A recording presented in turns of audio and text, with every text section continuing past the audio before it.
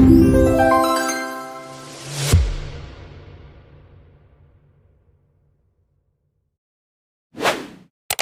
Sobat Sastra, selamat datang di podcast ARM.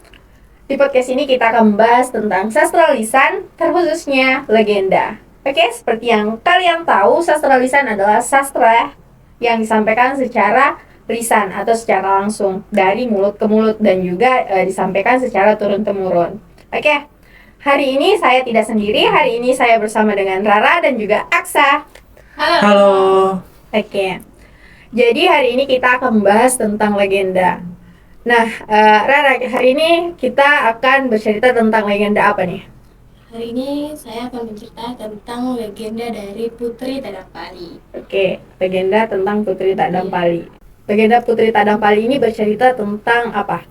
Jadi, legenda Putri Tadampali ini merupakan legenda dari Sulawesi Selatan yang terkenal, yang dimana di Sulawesi Selatan itu terdapat Kerajaan Luwu, di mana Kerajaan Luwu itu dipimpin oleh raja yang bernama Labusatana Datu Maungge.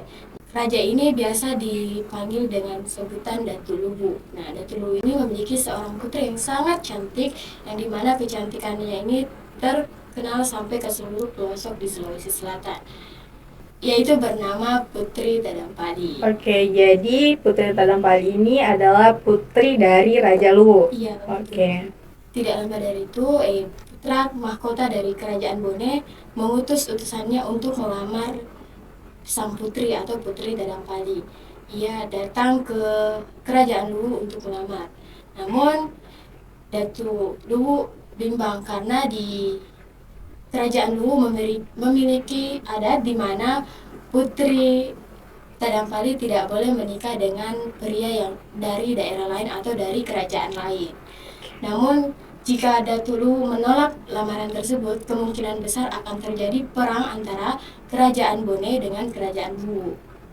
Jadi mau tidak mau, Datu Luwu menerima lamaran dari putra mahkota Kerajaan Bone demi menyelamatkan rakyatnya.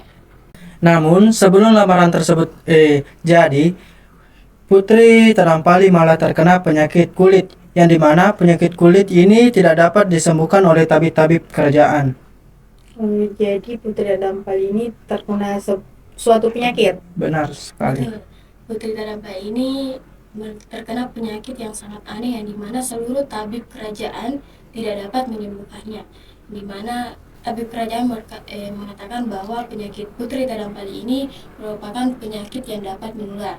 Maka dari itu Datu Luwu mengambil keputusan untuk mengasingkan Putri Tadampali, di mana Putri Tadampali ini diasingkan ke tempat yang tidak berpenghuni atau yang tidak ada orang di sana.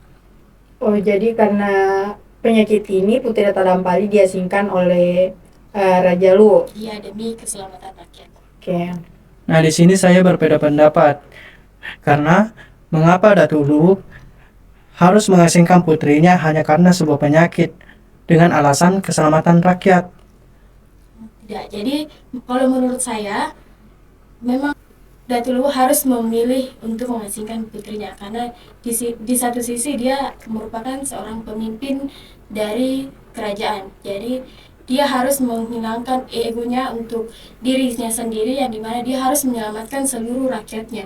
Dia harus mementingkan kepentingan seluruh rakyatnya daripada kepentingannya sendiri. Oke. Jadi Aksa sendiri ini melihat dari segi kemanusiaan, sedangkan Rara ini melihat dari segi kepemimpinan. Oke. Nah, Putri Tadampali ini kan tadinya itu diasingkan oleh ayahnya. Lalu apa yang terjadi di pengasingan itu? Jadi pas pengasingan ini, Putri Tadampali ini berlabuh ke sebuah daerah yang dimana daerah ini tidak berpenghuni, namun di daerah tersebut terdapat banyak pohon bajo. Nah, kemudian dari situlah Putri Tadampali memberi nama daerah tersebut sebagai daerah Wajo. Oke. Dari legenda ini juga pula nama daerah Wajo ini berasal, yang dimana pada saat itu Putri Tadampali mengatakan bahwa ini adalah daerah Wajo karena di situ terdapat banyak pohon wajo. Nah, selain itu saya dapat cerita dari orang tua saya bahwasanya Putri Tadampali ini diasingkan tepatnya di Tosora, yang dimana Tosora ini yang kita tahu kan bahwasanya di Tosora ini merupakan kecamatan Majaulang. Majaulang. Iya. Majaulang ini sebenarnya berasal dari kata maja, yang dimana maja itu berarti jelek. Nah, ulang itu kalau orang dulu mengatakan oli atau oli ya, Oh, yang kulit. dimana oli itu berarti kulit. Nah, jadi yang diartikan bahwa maja ulang berarti kulit jelek, yang dimana Putri Tadampali ini kan memiliki kulit yang jelek, dimana karena penyakit yang dideritanya.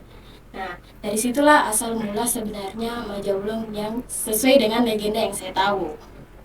Nah, disitulah Putri Tadampali tinggal sendiri untuk mengasingkan dirinya demi menyelamatkan seluruh masyarakat agar Oh. tidak tertular dengan penyakitnya ini. Nah, di sini Putri Tadampali sudah setahun tinggal di di daerah Wajo ini. Saat itu Putri Tadampali sedang merenung di pinggir sungai sambil menatapi wajahnya yang penuh bintik-bintik hitam. Kemudian datang seekor kerbau putih yang menjilati luka-luka dari Putri Tadampali ini.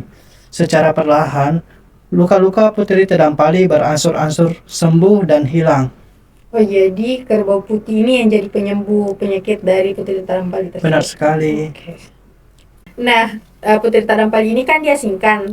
Lalu bagaimana caranya Putri Tadampali ini bertemu dengan jodohnya? Atau apakah Putri Tadampali ini akan sendiri selama hidupnya? Nah, Putri Tadampali ini akan tetap menikah dengan putra mahkota Bone. Oh, jadi Putri Tadampali tetap menikah dengan putra mahkota Bone? Iya, jadi ceritanya itu bermula saat putra mahkota Bone pergi berburu di daerah Wajo. Nah, saat berburu, putra mahkota Bone malah tersesat. Di saat tersesat tersebut, putra mahkota Bone menemukan sebuah gubuk tua, yang dimana gubuk tua ini yaitu tempat tinggal dari Putri Tadampali. Jadi di sanalah mereka bertemu kembali. Oh, jadi mereka bertemu ketika putra mahkota ini berburu. Iya, Dan tanpa tersesat. sengaja mereka bertemu. Iya, di tengah Oke. hutan. Nah, dari pertemuan itulah, di pertemuan dia di gubuk tua milik Putri Tadampali tinggal, disitulah mereka saling tertarik satu sama lain, di mana putra mahkota mulai menyukai Putri Tadampali mulai menyukai putra mahkota. Kemudian kembalilah putra mahkota ke kerajaannya di Bone. Nah, saat putra mahkota ini kembali ke kerajaannya, ia terus memikirkan Putri Tadampali. Kemudian dia mengutus utusannya untuk melamar Putri Tadampali di Wajo. Namun saat sampainya utusannya di Wajo, Putri Tadampali tidak langsung menerima lamaran dari putra mahkota, tapi ia malah memberikan sebuah keris, yang dimana keris ini yang diberikan oleh ayahnya sebelum ia diasingkan. Nah, Putri Tadampali berkata kepada utusan putra mahkota bahwa bawalah keris ini kepada ayahku di kerajaan Luwu. Jika ayahku atau Raja Luwu menerima keris ini, berarti saya menerima lamaran putra mahkota. Saat utusan ini kembali ke kerajaan, ia pun menyampaikan semua yang disampaikan Putri Tadampali kepada putra mahkota. Nah, putra mahkota pun pergi ke kerajaan Luwu untuk memberikan keris tersebut kepada Datu Luwu untuk melamar Putri Tadampali. Nah, di sanalah Datu Luwu mengetahui bahwasanya putrinya masih hidup dan sudah sembuh kembali dari penyakitnya. Nah, akhirnya Datu Luwu menerima keris tersebut. Ia pun menerima lamaran dari putra mahkota, dan akhirnya putra mahkota dan Putri Tadampali menikah di Wajo. Seluruh rakyat dari kerajaan Luwu dan Bone pergi ke Wajo untuk menikahkan Putri Tadampali dan putra mahkota. Oke, jadi Putri Tadampali ini akhirnya menikah dengan putra mahkota Bone. Oke, sebelum kita tutup nih, menurut kalian apa sih pesan utama dari legenda Putri Tadampali ini? Mungkin dari Raya dulu. Kalau menurut saya dari kisah ini kita belajar bahwasanya kesulitan bagaimanapun yang kita terima di hidup kita, jika kita menjalaninya dengan jujur, sabar, dan tetap melewatinya tanpa putus asa, maka segala sesuatu di depan sana akan menghampiri kita dengan kebaikan-kebaikan lainnya. Oke. Kalau menurut Aksa sendiri? Saya setuju dengan pendapat Rara. Pesan moral yang dapat diambil dari cerita ini yaitu di mana jika kita mendapatkan masalah besar, kita harus menghadapinya dengan tulus dan sabar. Yang dimana jika kita sudah melaluinya, di akhir kita akan bahagia. Oke. Nah, kalau dari saya sendiri nih sebagai penutup, dari legenda Putri Tadampali ini kita dapat lihat bagaimana sastra lisan ini bukan cuma tentang cerita lama, tapi juga penuh dengan nilai kehidupan yang masih relevan dengan zaman sekarang. Oke, terima kasih karena telah menyempatkan diri datang ke podcast ini. Terima kasih telah menyaksikan podcast ARM. Sampai jumpa. Sampai jumpa.